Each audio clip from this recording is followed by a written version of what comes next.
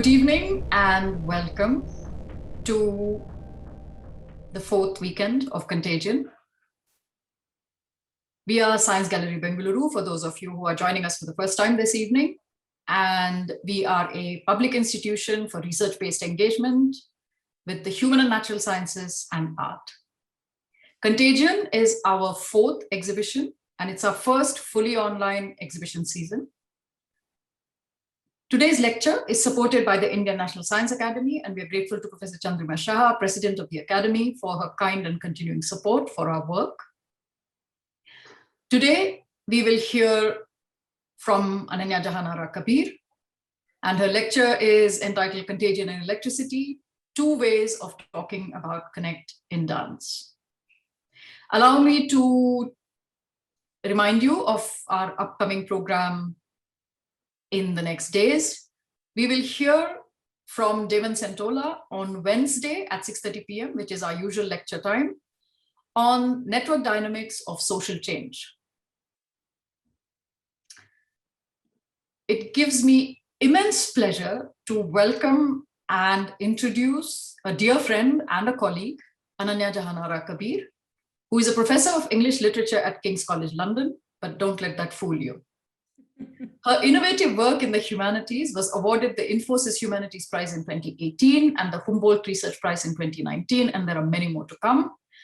The author of Territory of Desire, representing the Valley of Kashmir and Partitions Post-Amnesias, she has researched the connections between dance, modernity, and creolization through an ERC Advanced grant. Her new research is on Creole Indias. In May 2020, in the middle of the pandemic, she and the Franco-Tamil writer Ari Gautier co-founded the cultural platform Le Tenay Creole. Ananya started out as a medievalist, writing notes about Norse, and then she has moved on to write about Kashmir, from when she's moved on to write about dance. She is a polyglot, speaks and reads and writes several languages. Again, during the pandemic, when the rest of us were sort of, trying to, she has actually managed to learn Dutch in the meanwhile, and has interests in textiles from Indonesia to Ghana. So, as I said, don't let the title fool you, because Ananya's interests are far-ranging and wide, and as her research is deep and engaging. She's probably one of the few people I know who knows what whose desires drive her interest, and she sort of brings the rigor of research to those desires. You can type in your questions in the Q&A box, and do give us your feedback, because your feedback is important for us moving forward to learn what we're doing well and what we might actually do better. So with this, let me hand over to Ananya and enjoy what I've had the pleasure of enjoying on occasion in the past. Welcome, Ananya. Thank you, Janvi. Thank you to your entire team, a marvelous team, if I may say so.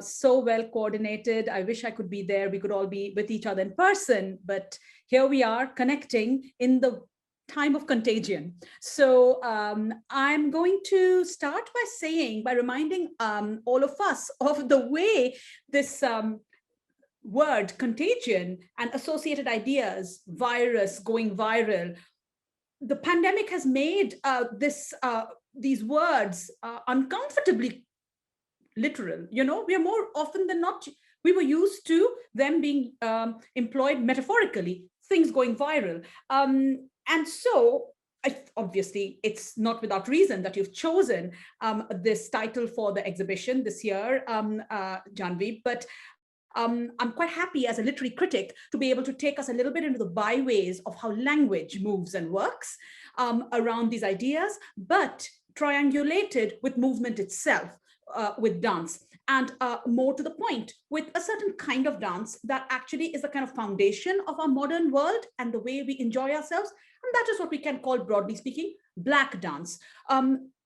Going a step further, I have been calling it more and more often creolized dance, because it's dance that was born precisely out of that encounter, unexpected and prolonged encounter between worlds, between peoples in very asymmetric power relations that give rise to new products of cultural expression. And I use the term creolization to explain all that. If people are interested in following my new work on creolization, of course, please join me and Ari Gauthier on our platform, Latina Creole, which in this age of online, offline interactions, indeed functions totally as an online platform. And I'm actually very pleased to see Ari in the audience. So thanks for joining us, along with, of course, a lot of other people who are here. Very grateful to you for being here. So let me start. I'm going to share my screen, and that will be a good way to plunge you into the heart of the matter. Hopefully all is visible. Yes, everyone, you can see, yeah? Okay, so Contagion and Electricity, two ways of talking about connection in dance, because the dances I'm also interested in are primarily dances that connect you to a partner, salsa, tango, bachata, kizomba, waltz, etc. And you can see some examples in the drawings here. So let me take you to a site for Black dance, the kind of almost paradigmatic site for Black dance, Paris. So Paris in the interwar years. This was a moment of Black dance erupting onto the kind of leisure scene. The stage was set since the First World War, when expatriate African Americans first began creating in Paris, through their performance and patronage of jazz, a kind of new sense of Black community, one based on positive affects and experience. And this community was a permeable one, where men and women of different races came together on a space which we are calling the dance floor. As the novelist Michel Leiris recalls in his autobiographical work, L'Âge d'Homme, The Age of Man, I quote, during the years immediately following November 11th, 1918, key date for the war, nationalities were sufficiently confused and class barriers sufficiently lowered for most parties given by young people to be strange mixtures, where scions of the best families mixed with the dregs of the dance halls. In the period of great license following the hostilities, jazz was a sign of allegiance, an orgiastic tribute to the colors of the moment. Okay, this is Michel Leiris, not me. This is how he's seeing what's going on in these parties in Paris. Jazz functioned magically, and its means of influence can be compared to a kind of possession. We've got to remember there are white people looking at Black people dance and looking at other white people dance with Black people, looking at people of all races. And this is what they're seeing. It's a kind of possession. It's swept along by violent bursts of topical energy. Jazz still had enough of a dying civilization about it. Humanity submitting blindly to the machine. So the machine on the one hand, religious rites on the other, possession, orgasm. You know, it's like, what is this dance that's taken over Paris? Into this already fervid scene burst Josephine Baker with her Charleston and her charisma. And it seemed for a while that all of Paris had abandoned the kinesis of the everyday for this new form of exhilaration.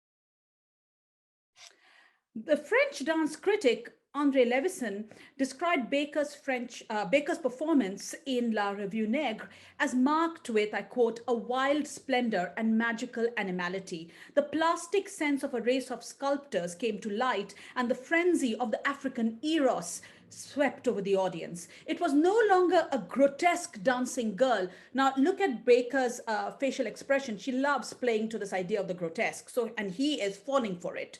André Levison. And he's saying it's no longer this grotesque dancing girl that stood before them, but the Black Venus that haunted Baudelaire, unquote. Now, obviously, in referring to Baudelaire, the poet Charles Baudelaire, Levinson conjures up the threat here of contamination, the moral and physical decay that Baudelaire went through as if infected by his Creole mistress, Jean Duval, his Black Venus. This is a gloss on Levinson's description by another dance scholar, Ramsay Burt. And indeed, I think Ramsay Burt's identification of the sense of contamination, which is lurking under Levinson's reference to Baudelaire, Ramsay Burt is right, because right before that description of Josephine Baker, in that essay that Levinson is writing on the Negro dance, he describes Black dance and music in this way. It is found in our present day dance halls in Paris, he says, as a symptom of an epidemic contagion which should concern the pathologist, even as the moralist may be more concerned with the effect of this Black virus on European civilization, unquote. So you can see, Janvi, while I jumped at the idea of giving a lecture on contagion, I already had all this material which uses the very words. This is going to be a chapter, by the way, in the book I'm writing on my work with dance. So anyway, this use of the words Black virus, contagion, etc., epidemic by Levinson was not coincidental. Others were doing the same. Indeed, in the same year, while introducing Paul Collins' lithograph series entitled Le Tumulte Noir, which is exactly part of this kind of illustration, Georges Tenon connected, these are all critics and cultural producers in Paris around this time. He connected the Charleston, the dance that you have seen Josephine Baker dancing. The Charleston was connected through wordplay by Georges Tenon to the notorious psychiatric hospital, the Charenton. And what Tenon says is he speaks of a Charentonesque epidemic triggered by Baker. He makes a link between the Charltonesque epidemic and the Charentonesque epidemic. And here, of course, he's referring, as I said, to a psychiatric hospital in Paris, in Charenton-du-Pont, Le Pont, actually, this suburb of Paris. And what we're seeing here is an accumulation of ideas and metaphors around what Black dance represents. It's a malaise, it's a malady, it's an epidemic. It's something connecting the mind and the body. And actually, this description of Baker and the Black dance in these terms, again, as I said, it's not just this group, it's not one person talking about it, it's an entire bunch of people talking about dance in this manner at this time in Paris, but they also actually are the tip of an iceberg. This has been going on for a while.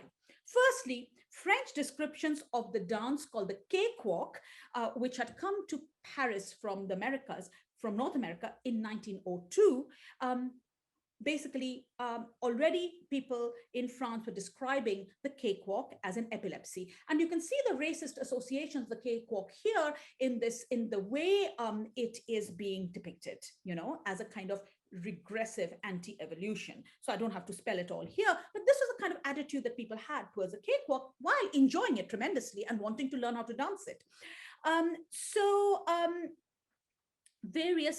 At the same time, various theatrical presentation of African rites were enacted at Folies Bergère, Casino de Paris, Châtelet, all these kind of music halls of Paris and variety halls. They were being enacted in a kind of theatrical way. They also coincided with the first wave of colonial expansion in Africa in 1879. And the most spectacular of these sorts of theatricalities was the Black Venus of Adolphe Belot in Châtelet in 1879. And there was also something termed the Conquest of Dahomey, which is modern day Benin, in 1892. So all these different, popular kind of presentations for the stage in which Africanity, kind of possession, ritual, trance, all this was kind of an animality, were being condensed in different media and coming together. And all these events really catalyzed the convergence of the anthropological and medical gazes in the Parisian reception of the cakewalk around 1902, as I said, and the reception of Josephine Baker in La Revue Nègre in this performance that she presented in 1903. 25. So basically the early years of the 20th century, you can see this discourse building up in Paris. The most important thing to note here at this point is that the cakewalk, which you can see parodied here, is born out of what Homi Bhabha has called sly civility or mimicry. The enslaved person mimicked the master's dance, the waltz and so on that they saw in the big house of the plantation, and the jigs that also were danced, for example, Irish jigs. White people's dances were mimicked by Black people and made fun of by the exaggerated gestures, which you can see already reproduced here in this parody of a parody, this parodic description of the cakewalk, which is already a dance that is a parody of the white person's dance.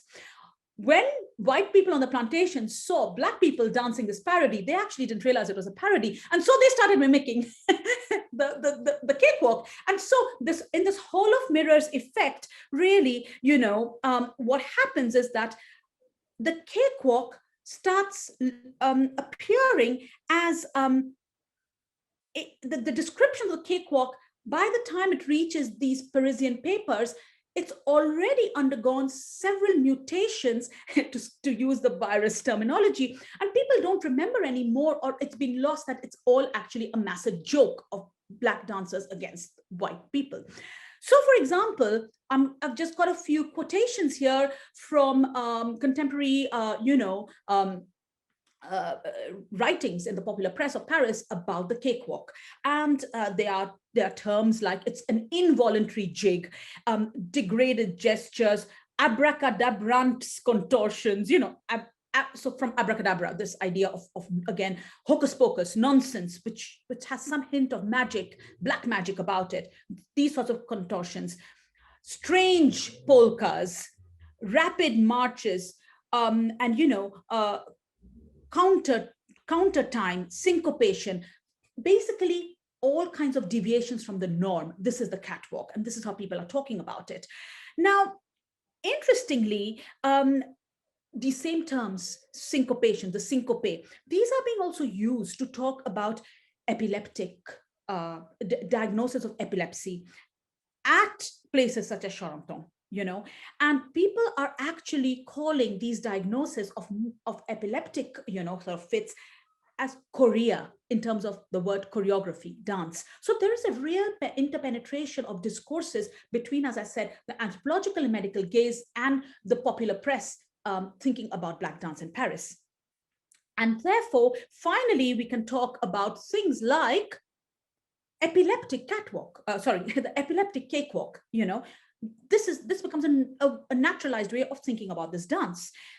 This is the epithet most used after 1903 for the cakewalk, epileptic, and it is used in combination, not surprisingly, with the term sauvage or savage. Plus, in this lexical field of degeneration, you saw that, that illustration, métissage, or biological, the kind of mixing of peoples and races, which was obviously seen as something problematic, and contagion. So all these different elements were swirling together in a particular kind of way of talking about Black dance. And for example, another, a quote by Paul Surya, another commentator, he talks about convulsive movements of dance, which can be a sort of contagion that provokes similar symptoms in those who witness them. So now the very act of a kind of epileptic fit in your cakewalk is also feared to be somehow contagious in spreading to other people who will start dancing like you. Now, this idea of epilepsy as contagion also had a prior discursive history. So what we are doing is we are peeling back the layers of discourse. Nothing is new. Everything is going back to an anterior way of describing or thinking about something else. There is a very strong connection between epilepsy, contagion, and dance as mania. And it takes us to the modern formation of a 19th century fantasy, choreomania. And here I refer to the book Choreomania by one of my colleagues at King's, Kalina Gottman. And for those of you who are staying at the tutorial, I have a piece where I've written about this book, and a lot of what I'm saying here is in that piece too, so we'll have a chance to discuss it more. So Kalina Gottman, in her book Choreomania, talks about, I quote, the modern formation of a 19th century fantasy, which she calls choreomania, which, I continue quoting her, emerged across scientific disciplines to designate the spontaneous and uncontrolled movement of crowds and the jerky, inelegant movements of bodies subject to fits and starts. Now, where did all this begin? This is some quotes from Kalina's book. It's an excellent book. I recommend it to you, highly. And what she's doing in the book is she's looking at the crystallization of this 19th century discourse, which connects contagion, epilepsy, and dance.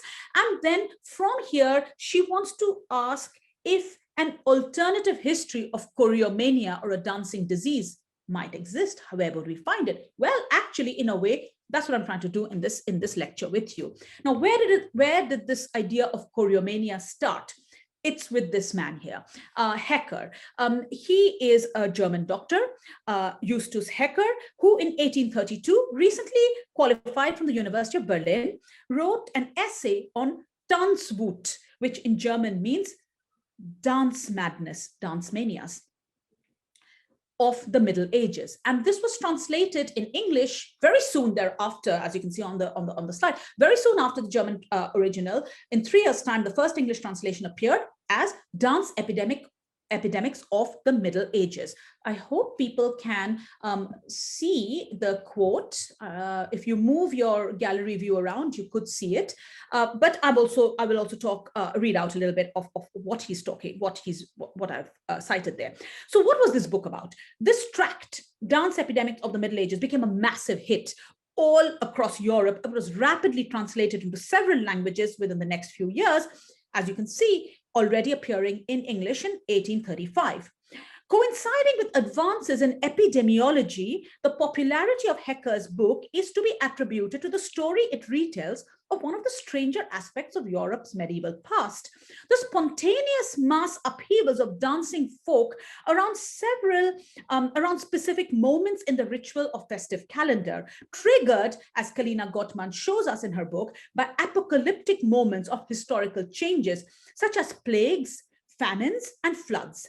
And the dramatic beginning of Hecker's tract indeed takes us back to the biggest calamity of the medieval era, the Black Death, or the plague epidemic. The effects of the Black Death had not yet subsided, declares the opening lines of Hecker's book, and the graves of millions of victims were scarcely closed when a strange delusion arose in Germany, which took possession of the minds of men, and in spite of the divinity of our nature, hurried away body and soul into the magic circle of hellish superstition.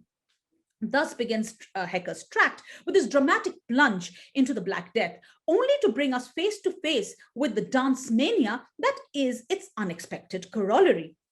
From the evidence of various medieval German chronicles, Hecker notes that these mass convulsions were called the Dance of St. John or the Dance of St. Vitus. And these names, particularly St. John, point to the clustering of these outbreaks around the feast of St. John, which basically 24th of June is the summer solstice. So like a lot of the rites and rituals of the Christian calendar, they're superimposed onto the natural rhythms of the world, and of course onto earlier pagan, quote unquote, pagan rituals that existed around these times. Indeed, Christmas, Yuletide is exactly one of those. So 24th June, summer solstice, is the feast of St. John, celebrated in a grand way across the Catholic world. I'll come to it we'll talk about it more in the course of this lecture, but basically Hecker zooms in onto that feast and the fact that these crazy outbreaks in the Middle Ages that nobody knew what was going on. All we knew is there was the plague, and when the plague subsided, you suddenly had these dancing mania outbreaks, but they were triggered always around the summer solstice, around 24th of June, which was the feast of St. John. And St. Vitus was also the patron saint of dance, and he was an early Christian martyr from Sicily. And so also St. Vitus's dance. The description of the dance reaches beyond the church to ancient Greece, where Hecker starts really referring to bacchantic leaps, bacchanalia, by which the dance was characterized and which gave to those affected while performing their wild dance and screaming and foaming with fury all the appearance of those possessed. So do you see those ideas of possession, epilepsy, trance, kind of frenzy are already here? We see them in Josephine Baker's, the accounts of Baker, accounts of Black Dance in Paris, but they're already there in Hecker's medical tract, on dance epidemics of the Middle Ages. So he carries on. This is not he starts off his book like this, but he goes on, let me move to so he gives you other accounts of these dance manias. This dancing malady, first experienced in Aix-la-Chapelle, had been followed by a breakout at Cologne and a near simultaneous one at Metz. So all over Central Europe, in the Rhine Valley, it's happening. From the late 14th to the early 15th centuries, there had been outbreaks in Germany and the Low Countries before they gradually died down, never again to reappear, but enshrined nevertheless in collective memory through various medieval chronicles. These were all chronicles written in, Middle Saxon and, somewhere in Latin, but they're quite difficult to read, So Hecker was really working hard to extract these stories from there. So with each recurrence that Hecker reports from these medical chronicles, the number of the afflicted increases. So by the time we arrive at Metz, we are faced with streets filled with 11,000 dancers. The additive structure of Hecker's rhetoric really mimics the contagion of the subject it purports to discuss. And at the same time, Hecker draws on an emergent vocabulary of the pathology of infectious disease. Let's not forget he's a doctor. So he's talking about contagions, he's talking about epidemics. So the medieval chronicles wouldn't have used those words. Hecker is using this new vocabulary to describe what the chronicles had described as crazy, outbreaks of people dancing. Now he's calling them epidemics, it's contagious, and so on. And he would have definitely been exposed to this vocabulary during his medical training at Berlin. Nevertheless, as we've seen, his accounts of these medieval dance outbreaks are also colored by a strongly moralistic lexicon that reaches back to the Christian Middle Ages. As he says in a fairly typical sentence, for instance, dance mania did not remain confined to particular localities, but was propagated by the sight of sufferers like a demoniacal epidemic over the whole of Germany and neighboring countries to the northwest, which were already prepared for its reception by the prevailing opinions of the times. So this phrase, demoniacal epidemic, tellingly juxtaposes Christian, the idea of demons, and medical signifiers for maximum rhetorical effect. Now, while Hecker is condemning what happened in the past with this moralistic tone, he's also, by dint of this rhetoric, generating a kind of raucous Rabelaisian community, which is almost reminiscent of a Bruegel painting. Quote, they formed circles hand in hand, appearing to have lost all control over their senses, continued dancing regardless of the bystanders for hours together in wild delirium until at last they fell to the ground in a state of exhaustion. In the ensuing melee, commerce and labor, I've now stopped quoting Hecker, I'm analyzing him. Commerce and labor are discarded in favor of an emergent community forged in the heat of what is really a carnivalesque mode happening around the festivals of St. John. Hecker continues, peasants left their plows, mechanics their workshops, housewives their domestic duties to join the wild revels. And this rich commercial city, I think he's still talking about Metz or maybe Cologne by now, became the scene of the most ruinous disorder. Secret desires were excited, but too often found opportunities for wild enjoyment, and numerous beggars, stimulated by vice and misery, availed themselves of this new complaint to gain a temporary livelihood. Patriarchal structures were abandoned in favor of a roving immorality. Hecker continues, girls and boys quit their parents, servants their masters, to amuse themselves at the dances of those possessed, and greedily imbibe the poison of mental infection. Indeed, the climax of this description, as you can see, is really laced with the frisson of breached propriety. I quote, above 100 married women were seen raving about in consecrated and unconsecrated places. And the consequences, he says grimly, Hecker, were soon perceived. So I leave that to your imagination. So basically, Hecker's dramatis personae and the scenarios they populate embed within a recognizable medieval European social frame a kind of implicit fantasy of Dionysian frenzy and ancient bacchanals, which pervades his account. So lots of different registers, jostling here in Hecker's very kind of, what can you say, serious medical tract, which became wildly translated in a viral fashion all over Europe. So basically, I'm very interested in the way, and by the way, if people, while listening to my description, were reminded of the Pied Piper of Hamelin, you would not be far off the mark, because the story of the Pied Piper comes from the same medieval chronicles, and it comes from the same part of Germany, Thuringia, where all these towns are clustered. So it's a very interesting, kind of, again, medieval discourse of people losing their senses and just rushing to the sound of something that you could not predict would drag you away from your everyday life. Now, it is the same body under the spell of the Dionysian, engaged in the improvisational, demotic dimension of collective dancing, through which Nietzsche heralds the collapse of the principium individuationis, the individual principle, in his Birth of Tragedy. So Nietzsche's rhetoric is powered by the emotive connection he makes with medieval German remnants of this Dionysian principle. He's talking about the very same St. John dances that Hecker is talking about. And he is remembering them rather fondly, unlike Hecker, So he is basically saying that principle, that Dionysian principle, made increasingly large throngs of singing and dancing people surge from place to place around the feast of St. John. And Nietzsche places these St. John's and St. Vitus's dancers in a genealogy with the Bacchic choruses of the Greeks, with their prehistory in Asia Minor, all the way to Babylon and the orgiastic Sakai. And this is from his Birth of Tragedy. But even before he writes the Birth of Tragedy, already in 1869, Nietzsche is attributing the beginnings of drama to the same thing, the St. John's and St. Vitus's dancers. The orgiastic celebrations of Dionysus, that are not entirely remote from the lives of the German people, which we can see in the way they perform their St. John's or St. Vitus's dances. So he's making that same connection even before the Birth of Tragedy. And he remembers they used to wander singing and dancing from town to town in enormous and constantly increasing masses, as nothing other than such an ecstatic Dionysian movement, even though in medicine today, the phenomenon is regarded as an epidemic of the Middle Ages. This is Nietzsche. So Nietzsche's description here of this epidemic of the Middle Ages can be read in light of Hecker's work. And I think he's definitely read Hecker because he's talking about medicine today in these writings of his.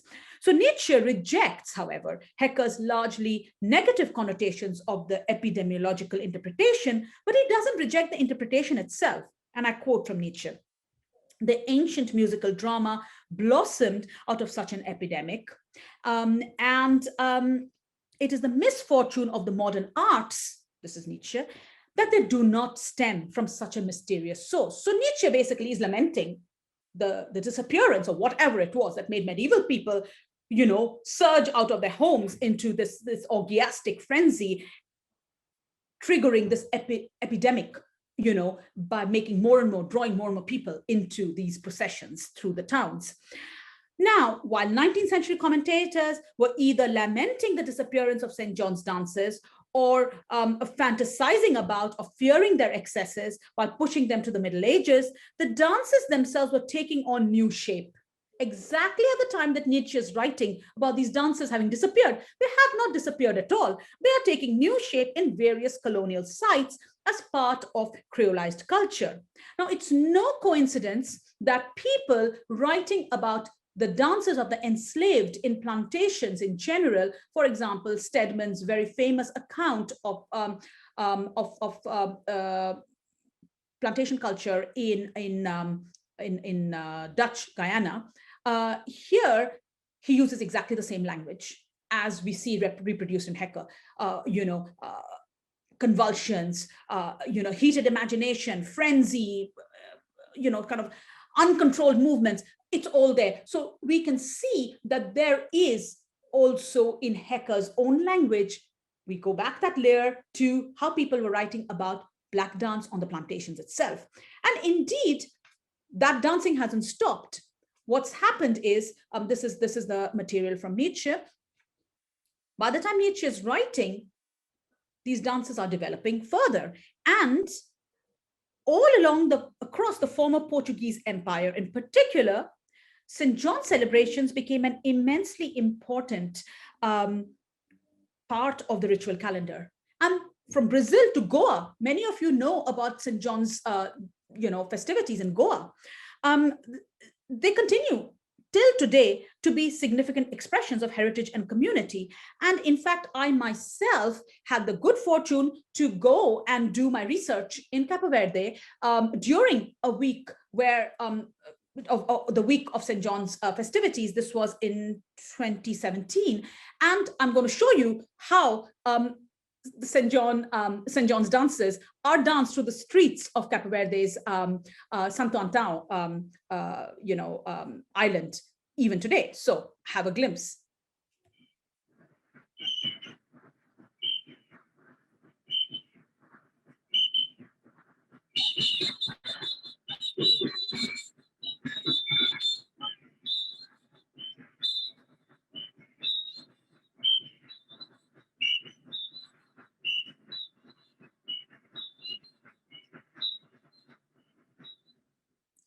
So modern day commentators recognize the Kola San John as a euphoristic celebration of nature in its solar cycle, of the summer solstice, the cycle of the renovating force of the earth, manifested in the adorning of the bodies of the dancers, covered with rosaries made of flowers, fruits of the earth, corn, bread, and sugar. You can see some of that in the clip.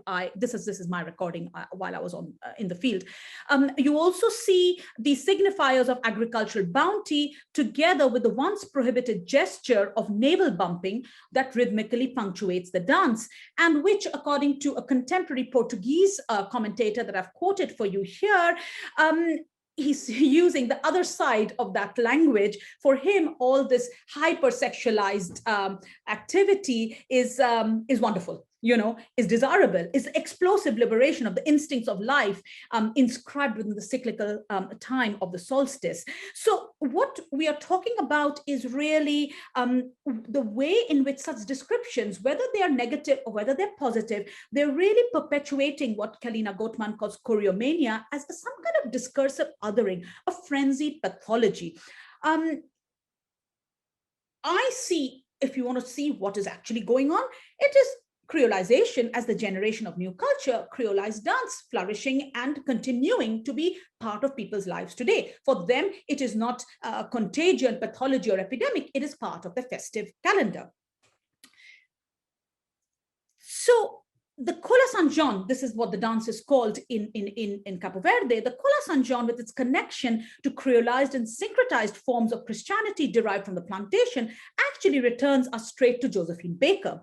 One of the critics, she says, compared our movements to St. John's dance. This is Josephine Baker. What kind of a dance is it, I asked. She asked the critic. It is a nervous disorder that makes you tremble and jerk all over, she was told. That's not a sickness, she retorted. It's the way we act in church back home. This is from Josephine Baker. So let's have a look to see the kind of Black dance that Josephine would have enjoyed socially back home. Sorry, let me just, I'm going to.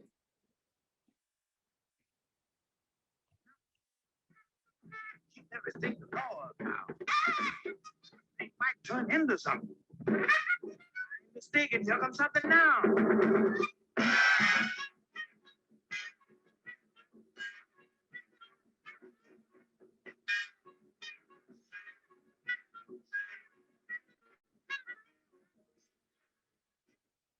however frenzied it may look, it is extremely hard to dance like that. It requires a lot of control. It's not uncontrolled at all. So I really want us to remember that Black dance has its protocols, has its epistemology, has its power, has its rules. But when you talk about it from the outside, why is it that this dance is continuously called in the straight unbroken line, going back to the the German doctors thinking about the Middle Ages, epidemic, contagion, pathology?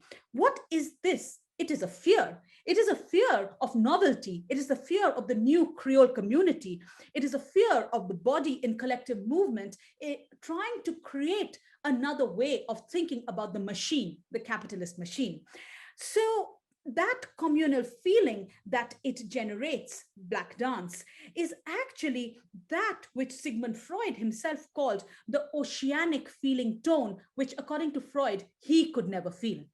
It is that which Nietzsche embraces as heralding the collapse of the individual principle in his Birth of Tragedy. Now, what I want to end my talk on is the promise that there is another way of talking about Black dance. This is not the only way, and it's not the only metaphor coming from modernity that can be attached to Black dance. In 1715, Moreau Saint-Marie, who is a Creole intellectual with a career in public office in France, Martinique, and Saint-Domingue, which is going to become Haiti, Saint-Marie writes a tract called On Danse, de la Danse. He actually was very strongly influenced by theories and projects of the Enlightenment and has left a load of writings about Saint-Domingue, which became Haiti. So before the Haitian Revolution, on the eve of revolution, society as it was has been captured by Saint-Marie. Now, Saint-Marie was a well-educated slave owner, and he exhibited all the contradictions that slavery generated in commentators such as himself. While categorizing 11 racial combinations in the colony in his most famous work, which is Description of the French Part of Saint-Domingue, that was written in 1789, on the basis of this, he argued for racial segregation and the continuation of slavery. He himself, of course, was the father of at least one mixed race child by his mulatta mistress. So when he talks in his tract, De la Danse, and he talks about the pleasures of the dance, of the new pleasures of Creole dances being created on the plantation, which he's talking about, it is here we encounter this other attitude that I'm interested in, the idea of electricity. And when he's talking about the little bit of French that I have highlighted for you there is basically what he describes happens when two people embrace each other in the new couple dances modeled on the waltz and the polka that are happening on the plantation. What a powerful charm does pleasure place within the dance. These hands that touch each other, these arms intertwining, these are like as many electric conductors that are needed to produce an effect as prompt as it is certain. And how could the soul escape from such delicious sensations that everything favors? Already, one of the senses is deeply moved by the sound of the instruments. The sight is flattered by everything the fashion has invented for it, and by all the beauties gathered in a ball. The sense of smell is charmed by the perfumes. And when all these are helped by the feeling of the dance itself, their power is almost irresistible. So what Saint-Marie is interested in talking about is finding a way to theorize, to explain this magic connection that happens when two arms interlace. And he is using this new idea of electricity to explain the same mysterious connection, the power of connection. He's not using the idea of contagion. So I'm very interested in this alternative line, which is not so prominent as contagion, but equally interesting and equally, compelling. And in a way, perhaps more positive in a sense of thinking about what this dance does to those that see it and want to enter that charmed circle. And here I have found very, very important this extremely, famous song by Celia Cruz of Cuba, the diva, who has taught me many a thing through the lyrics of a song. very famous song. You know, mambo was one of the most famous modern genres, also partner dance coming out of Cuba in the 50s.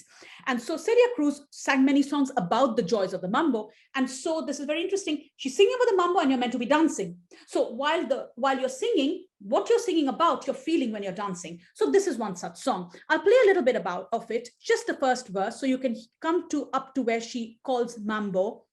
Mambo es como electricidad. It is like electricity. Sorry, let's listen to her.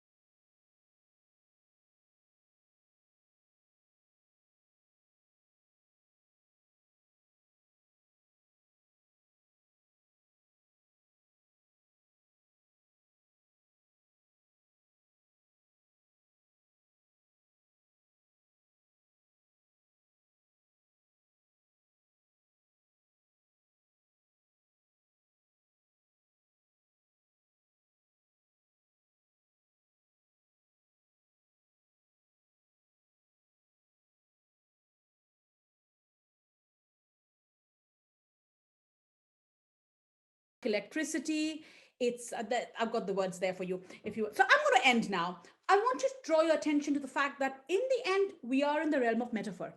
What is happening is human beings trying to describe in words that which human beings do with their bodies, dance.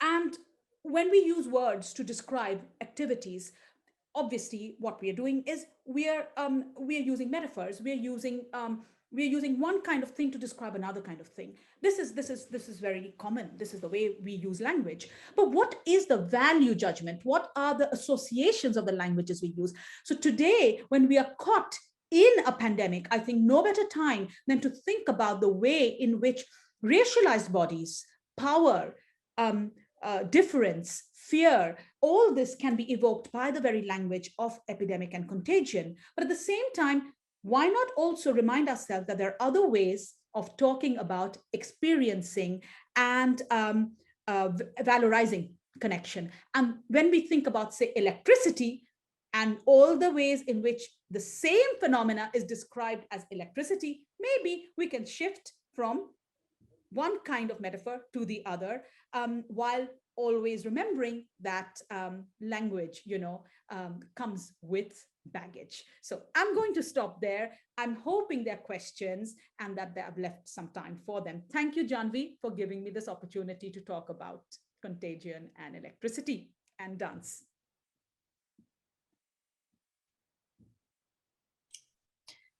Thank you very much, Ananya. This was fabulous and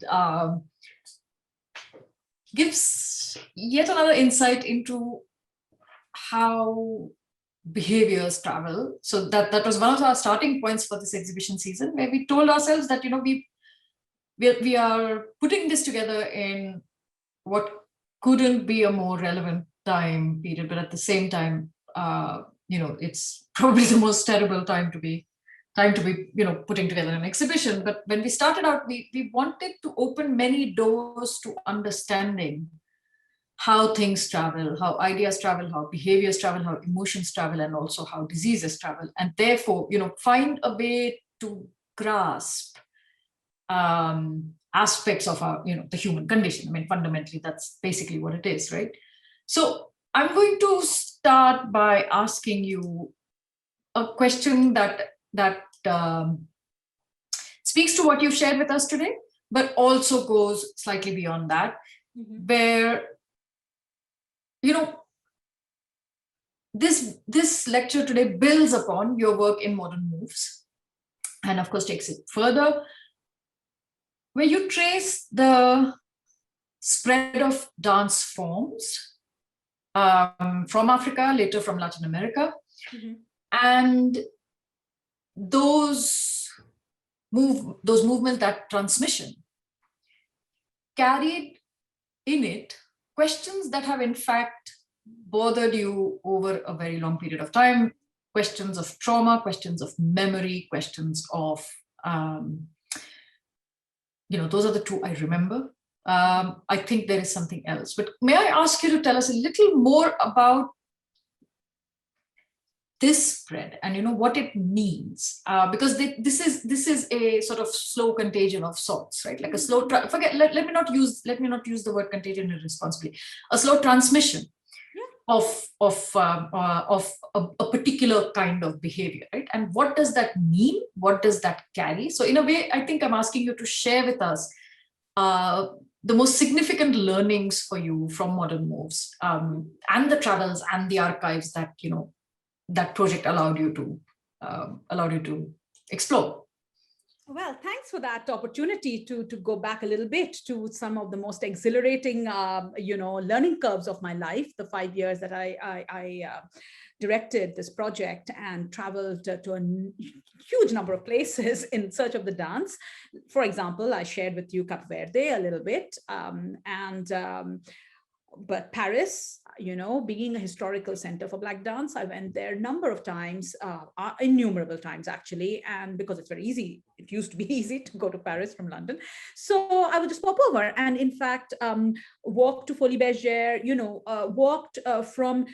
walked routes on the city where I did my own map, of Black dance of the city. So I would go from one site to the other, and I could see how these dance clubs were situated where they were in Paris because they connected neighborhoods of certain kinds, which still today would be the neighborhoods where, for example, Tamil migrants are living in.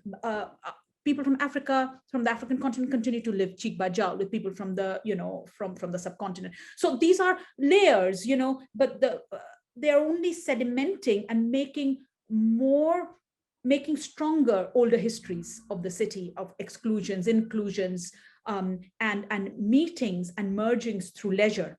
So this was one of the most important realizations really that came to me through my work on dance, that Black dance in particular is such an area that it's both, there's a word in English, cleave, which both means to cut and separate and cling together.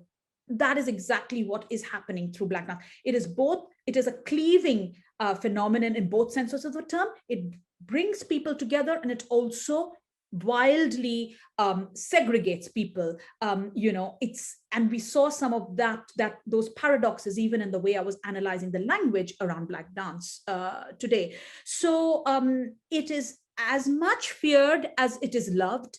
It is as much sought to be rejected as it is sought to be embraced. And this is why in those interwar years, people who are art historians or aficionados of art will know about negrophilia and negromania, all of this coexisting in the same space. So this is why also dance is a very important entry point into thinking about histories of racialized exclusions, any kind of exclusions, even caste-based exclusions, which is what we are doing now, the work which Ari and I are doing, are bringing these realizations back to our space of South Asia to understand how practices of embodiment, pleasure, which are codified. That's the other thing about dance. Dance is always codified. So it's always a matter of a language. You have to learn, you have to share, to participate in it, you have to enter it. And that codification both, again, is like, it can be used as a ticket to come into a space, or it can be used as a way to bar people. What we see in South Asia, which is where all that understanding of the way dance operates socially is coming, into now for me, is how do these general observations map onto caste? There's been as you know, Janvi, very well, this pandemic year has been a year for thinking about all sorts of things that we perhaps never entered. There's been a veritable online deluge of discussions about the so-called Devadasis, the so-called,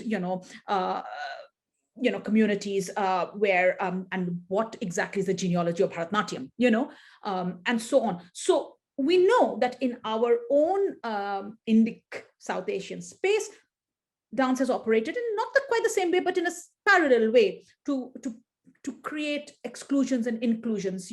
So this is really what I have learned through dance, that the idea of contagion actually becomes a very useful way to track precisely that fear of something that spreads uncontrollably and goes out of control. And dance is feared to be that, even as much people want to be out of control and want to be part of it, So there's always that tension. And this is why, as a cultural form, it can tell us something quite specific, which maybe words, literary texts, etc., may not be able to let us into. The world, the power of the body in action is something quite different, It's very telling that you use the word that it goes out of control. And in the case of Josephine Baker, we saw that very explicitly expressed. And in many ways, what is contagion other than transmission out of control, right? Like it's something that you could have and wanted to control, but you could not, right? And then that's when contagion, in a sense, takes over our lives, our order, social order, and that also is expressed in how societies respond to contagion, for example. And we see that today, we saw that in the lecture just before yours with Adia Benton, who spoke up, who brought sort of empirical detail with a fantastic anthropological study on and she used an interesting phrase. She said the epidemic will be militarized, right? And of how essentially social and political response to pandemics and epidemics is often one of law and order situation and not that of a public health emergency. And so, you see these patterns emerge as you begin to look at, and that's been the motivation behind us having these 23 lectures, all from scholars with great depth of knowledge in their respective fields and what that might collectively tell us about contagion as a phenomenon. Right. And so that's sort of, that's why when I saw your work on Catherine Dunham and Josephine Baker, I was like, okay, we have to, get you to speak here. So the next question I think we'd like to ask you is about the St. John's dances, because that's where explicitly in a situation, I mean, we're talking about Germany, we're talking or German speaking lands, it's a very interesting use of the word contagion, right? Like, and it's a very interesting, more than anything else, it's a very interesting phenomenon. What does out of control even mean there? Can you give us, like maybe, and this is something probably only literary scholars are able, not only, but I think literary scholars are able to do better than others, and historians to some extent. What would be like an ethnographic observation of a situation of this kind? I mean, you've seen the archival sources, you've read scholars and contemporaries comment on it. Could you describe to us what the St. John's madness looked like? Yeah, I am so fascinated by this, by these accounts. Now, of course, first of all, we must, the first temptation is to ask, did they really happen? Were they like, did this really happen? Now, as a literary scholar, well, I'm not such a postmodernist as to say that nothing happens beyond the text, but of course we are committed to representation. I mean, my methodology is about examining the words on a page, for example, or textual accounts, and trying to deduce not so much as what happened, but what is going on in the page? What is compelling people to write like this? You see, what is compelling people to imagine such a scene? So, but of course, we can be, you can tease me and say, oh no, but you surely must have some moments where you're trying to imagine the scene. For sure, those of us who know certain parts of Germany, I mean, it was quite coincidental that one of the things I said that I would do in my year in Germany with the Humboldt Prize was to look further into ways of studying the original sources. where the St. John's, the chronicles, because as you know, I was trained in the Middle Ages. So I may not be able to pick up a book and start reading the Middle High German or whatever it's written, but I'll know where to look for things. I know how to find a postdoc. I can deal with the material. So I was very keen to somehow pursue that.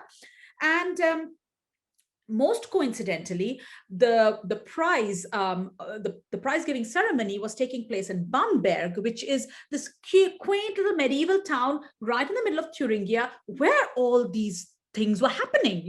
So it was extremely potent to be taken on heritage walks through Bamberg, and I am thinking exactly as you're thinking, that these would be the streets full of these people, coursing through these lanes with these kinds of houses in pursuit of the piper like strains. So I think that there is something very there is a way to imagine that that there was some sort of craze, because no more than this year, when we've been so cooped up wherever we've been in the world, we can imagine. I to be honest, I live in Manchester, and I'm hearing the sounds of crazed revelry now that the pubs have opened up. People are going crazy, So this is a version of this going crazy must have happened after the, can you imagine the Black Death?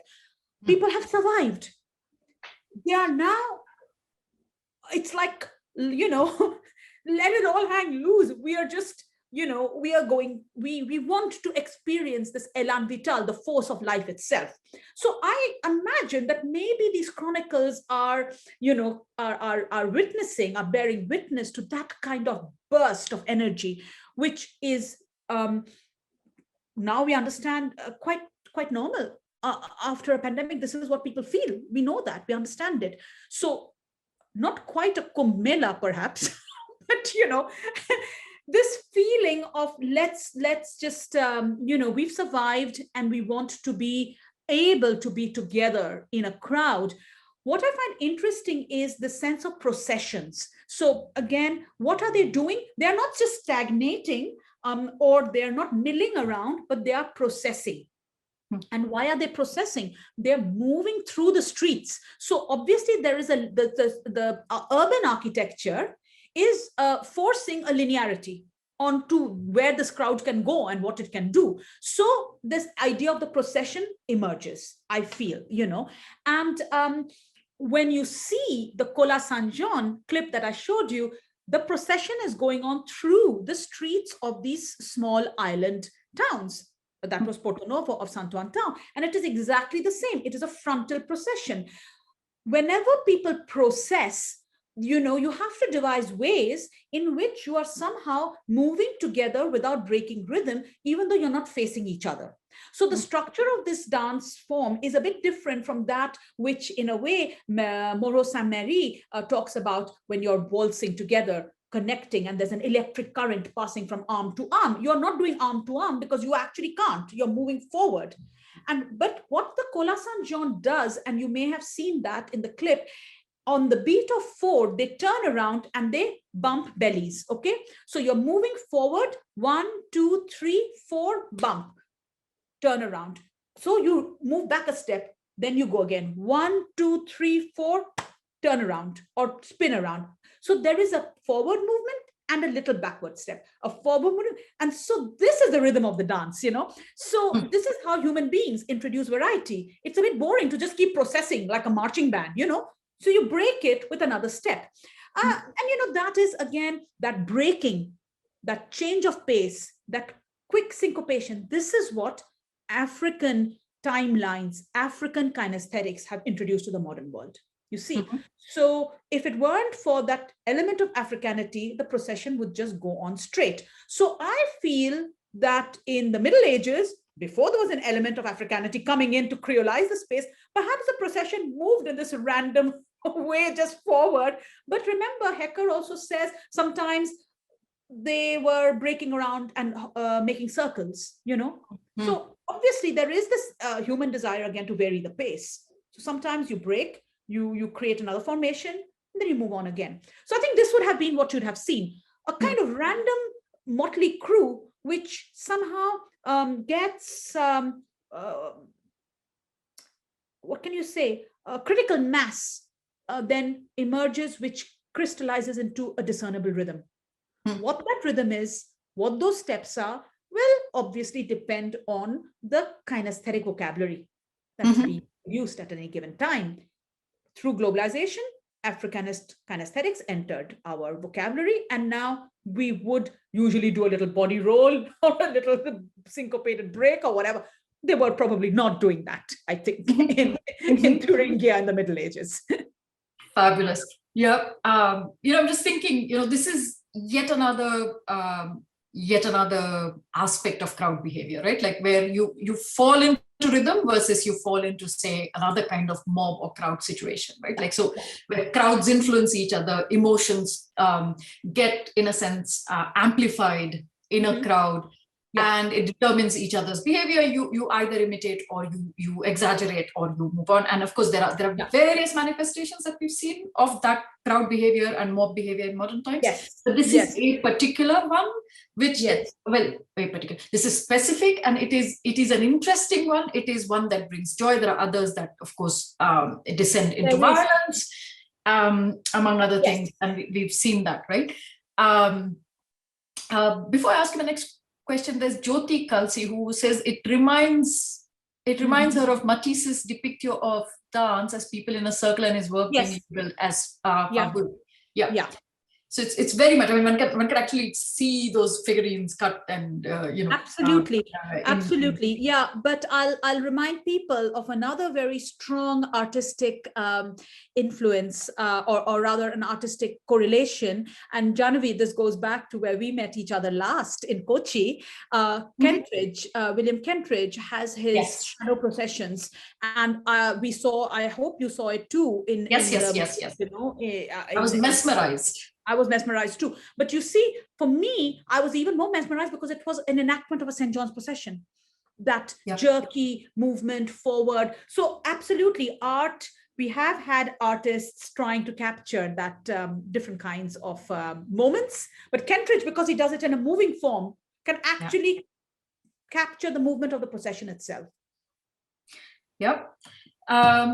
So I think we all know we have booked your time for the tutorials. The young amongst the group will be meeting you, and I trust they will have even more questions. Let me end by asking you a final question about Mardi Gras or the Carnival in Brazil, which you witnessed and have participated in. And I mean, because what you do is your methods, of course, cross disciplines, and they've crossed disciplines for the longest time. Because we're training, self-training, all of that coming together. How would you describe, if you were to write down because you've also trained yourself in dance over the last decade or more probably, how would you describe the experience of being in a carnival in the analytical terms that we've been discussing now? Yeah. So basically, I use the word carnivalesque in my talk to describe the feelings of which I experienced in the Cola San Jean festival, Cola San Jean dance of the San Jean festival, and this is technically appropriate to separate the carnivalesque from carnival, because carnival, as we know, occurs in the Christian calendar at a precise moment, which is it's Lent. So, it heralds the onset of Lent. So there is Carnival itself with a capital C cannot happen anytime, any place, anywhere. It has to happen at that time of year. And the carnivalesque is the word I use to think about a similar mood and energy being created at other moments in the ritual calendar, which, for example, the Christian ritual calendar, for example, a festivity such as the St. John's festivities. Even some New Year festivities can be carnivalesque. The Feast of the Epiphany, very important in Catholic ritual, the 12th night, so-called 6th of January, also can generate carnivalesque processions and so on. So the carnivalesque, and of course we can use the word for thinking about Holi, for thinking about Muharram. These are also carnivalesque moments. So we can use that word in a number of ways. What is in common to the carnival and the carnivalesque in the way I have experienced these through my fieldwork in the Afro-Atlantic world, broadly speaking, has been this amazing realization of comparative feeling of safety. Mhm. I remember, and this will be of interest, in fact, when I was physically giving a talk some years ago in Bengaluru to the our wonderful, Professor Gadatkar's center, Mhm. you remember which one I'm talking about, where I spoke about, I've spoken there a couple of times. And that one I was speaking about, again, my experience of Carnival, because I just come back from Brazil and the experience of, and had experienced the Carnival there.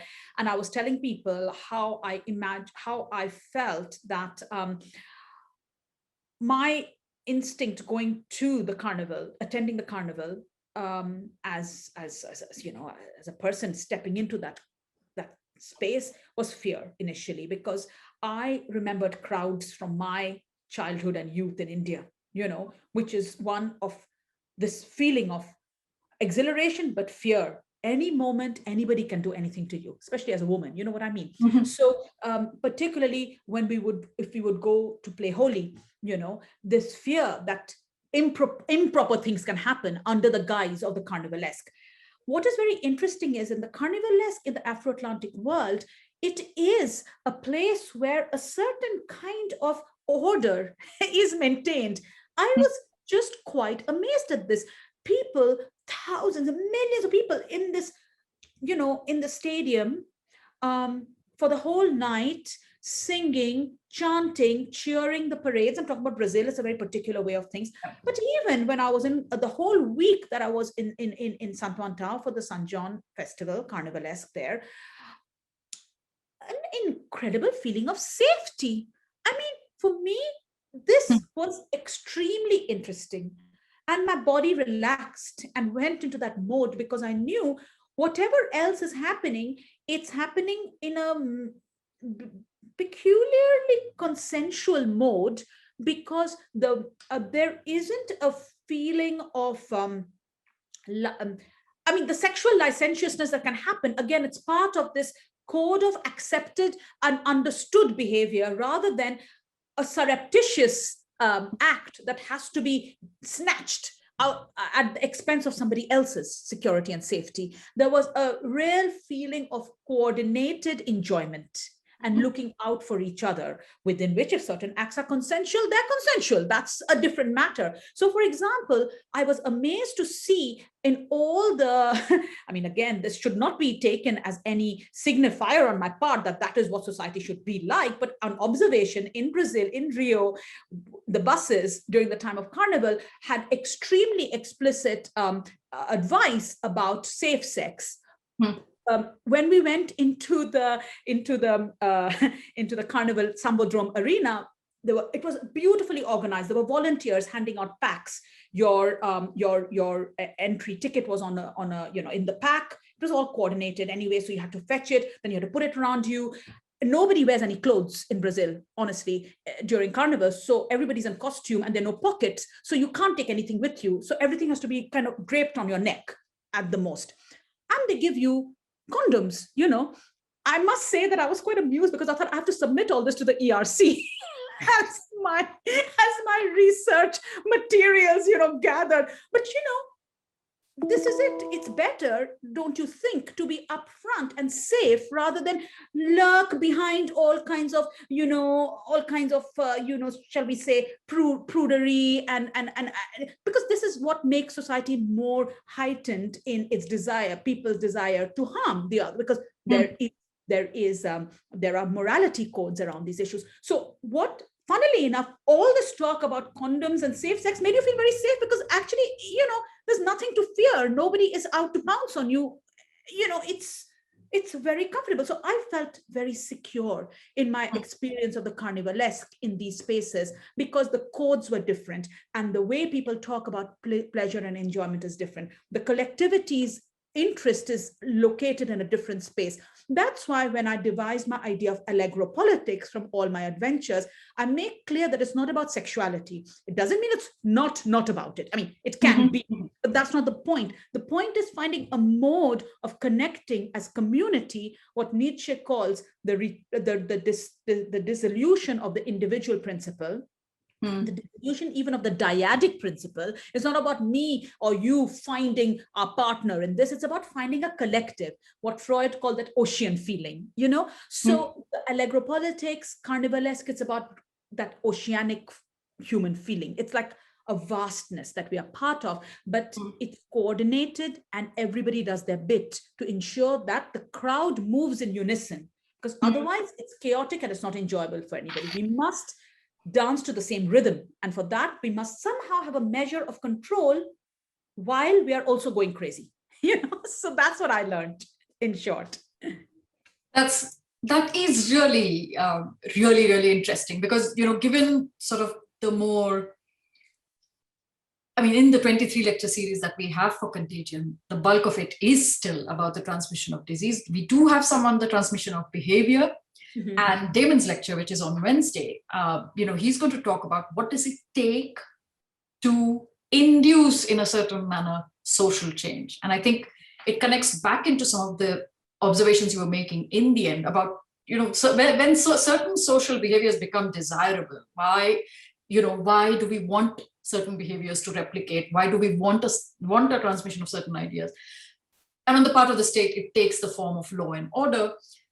In a carnival or in a Mardi Gras, it takes another form. On the dance floor, when you're watching, it takes another form. When you're on the dance floor and dancing, it takes another form, right?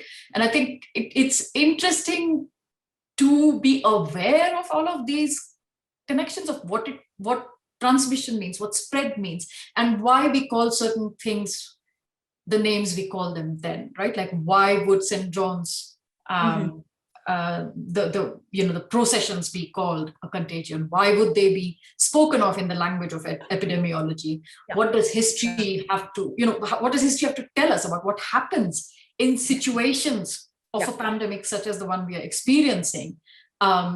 Because in a way you want to be, if you're privileged and lucky enough to survive it, develop the intellectual tools to make something of it, for ourselves and for the collective.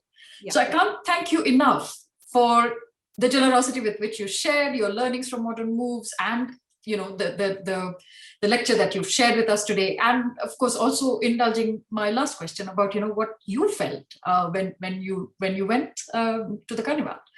So for those of you who have enjoyed today's lecture and might want to return to some of the ideas, Ananya's lecture will be, or as I like to call it, Ananya Jahanara's lecture will be uploaded to our YouTube channel. So please do look it up there, share it with your friends, subscribe to it if you want to see our continuing lectures. Do explore the exhibit When the World Was a Laugh by Anaïs Tondeur, which is about the contagion of laughter, or why laughter is contagious, and the Comedian Project by Tina Gonzalez. And may I urge you to also sign up for an upcoming lecture which touches upon aspects of what Ananya has shared with us, but also brings in some other aspects of artistic expression by a friend of Ananya Jahanara and mine, and probably among the best examples of the argumentative Indian that I've known, our friend Girish Shahane, who will be speaking on Sunday, the 30th of May at 18:30 or 6:30 p.m. He's in the audience, I'm aware of it. Do give us your feedback and do visit the remaining programs and do visit the exhibition website. Hopefully you'll find something that will provide some amount of relief, some amount of information, and something that might bring a moment of joy. Thank you so much, Ananya Jahanara, and look forward to the next conversation. Thanks, everybody. Thanks for being here. And for those of you who are going to join us in 10 minutes, look forward to that. See you shortly. Bye-bye. Bye-bye.